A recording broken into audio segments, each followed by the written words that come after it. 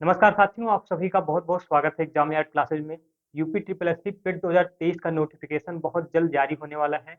यानी इसका कब तक विज्ञापन जारी होगा, कब तक इसका एग्जाम करवाया जाएगा और पेट 2023 से कौन-कौन सी नई भर्तियाँ आ सकती हैं, जिसके लिए आपको पेट 2023 का एग्जाम ज़रूर देना चाहिए। और साथ में क्या पेट 2023 में कुछ बदलाव हो सकता है? यानी पेट 2021 में पेपर हुआ था, पेट 2022 में हुआ था। इन दोनों साल जो पेपर हुआ था, उससे क्या द 2023 में कुछ बदलाव होगा? पेट 2021 के अंतर्गत जो वैकेंसी आई थी और पेट 2022 के अंतर्गत जो वैकेंसी आई थी, सब आपको पता होगा। सबसे बड़ी वैकेंसी जो आई थी अभी तक यूपी ट्रिपल एससी पेट के अंतर्गत आई है, वो लेखपाल की वैकेंसी है, जो 2021 के अंतर्गत आई थी, जिसमें 8,000 से अधिक पद थे, जिसमें बहुत से विद्यार्थियों को कुछ फ़ायदा मिला हुआ था, लेकिन उसके बाद से बहुत से विद्यार्थियों को इसमें फ़ायदा नहीं मिला हुआ है। जो बहुत से टॉप क्लास के स्टूडेंट इसमें शामिल स्कोर अपना किए हैं, उन्हीं को बार-बार मौका मिल रहा है और मिले ना क्यों? क्योंकि वो पढ़ने में ठीक ही हैं। और लेकिन ये है कि बहुत से अच्छे-अच्छे अभ्यर्थी इसमें पढ़ने में थोड़े-से पीछे हो जा रहे हैं। अगर किसी का एक सब्जेक्ट थोड़ा-सा गड़बड़ है, तो पेट में थोड़ा-सा नीचे आ जा रहा है, तो किसी वैकेंसी में शामिल नहीं हो पा रहा है। लेकिन क्या इन सब चीज़ के लिए आयोग को कुछ सोचना चाहिए? तो इसके बारे में हम लोग जानकारी प्राप्त करते हैं। सबसे पहली बात, विज्ञापन कब तक जारी होगा? देखिए, विज्ञापन जारी होने का जो सवाल है, इसके पहले जो पेट 2022 में करवाया गया था एग्ज़ाम, अब पेट 2023 में जो एग्ज़ाम करवाया जाएगा, ये बहुत ज़्यादा लेट नहीं करेगा। अगस्त माह के अंत तक इसका विज्ञापन 100% जारी कर दिया जाएगा।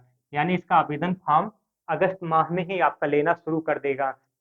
चाहे वो अगस्त माह के आखिरी तक ही क्यों ना हो, अगस्त से सितंबर माह में नहीं जाएगा, अगस्त माह में ही इसका विज्ञापन जारी हो जाएगा।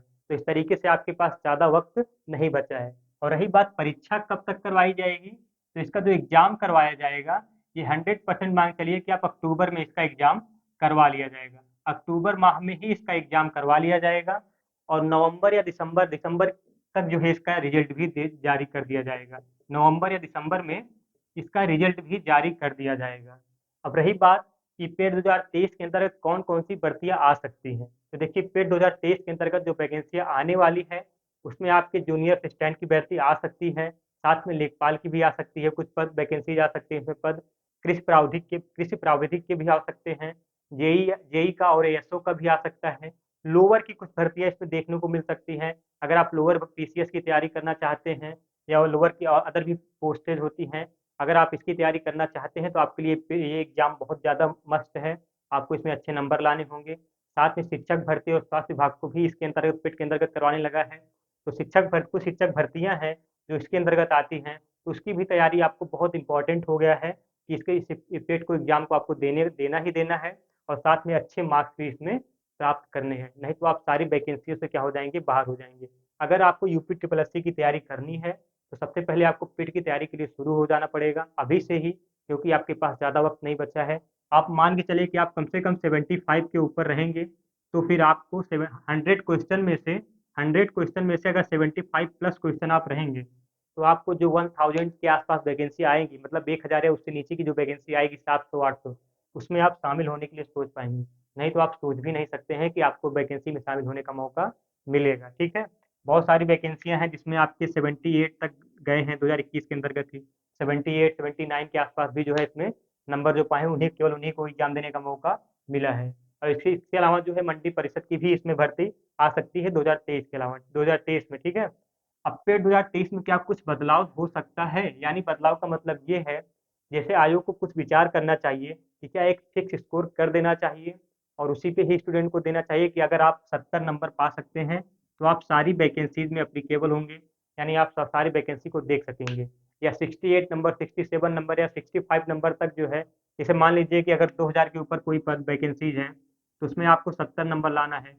अगर 2000 के ऊपर है, तो उसमें आपको 65 नंबर लाना है। अगर 2000 के नीचे कोई वैकेंसी है, तो उसमें भी कह सकते हैं कि आपको जो है 70 नंबर लाना है। तो इस तरीके से एक चीज़ आंकड़ा फिक्स कर दें, ताकि विद्यार्थी उसी हिसाब से तैयारी करे कि हमको मिनिमम 70 नंबर लाने ही लाने हैं। अगर नहीं लेके आएँगे तो ऑलरेडी बाहर हो जाएँगे।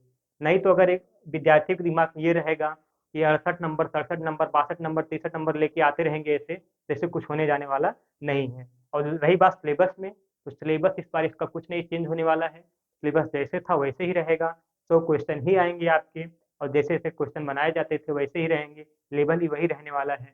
आपको तैयारी अभी से करनी है, आपके पास बहुत ज़्यादा वक़्त नहीं बचा है। तो आप लोग इस चैनल को सब्सक्राइब कर लीजिएगा यहाँ से आपको बहुत सारी चीज़ें पेट के लिए बहुत सारी फ़ायदेमंद चीज़ें आपको यहाँ से मिलेंगी। सारे टॉपिक्स चाहे जीके के हो जाएँगे, चाहे आप हिंदी के हो जाएँगे या रीज़निंग के हो जाएँगे, मैथ्स के हो जाएँगे। सारी चीज़ें आपको यहाँ से कुछ न कुछ के लिए प्रोवाइड की जाती रहेंगी। आप लोगों के लिए बहुत फ़ायदेमंद साबित होगा ये चैनल। आशा करता हूँ कि आप लोग चैनल को सब्सक्राइब कर लिए होंगे। आप लोग का बहुत-बहुत शुक्रिया। बहुत-बहुत धन्यवाद।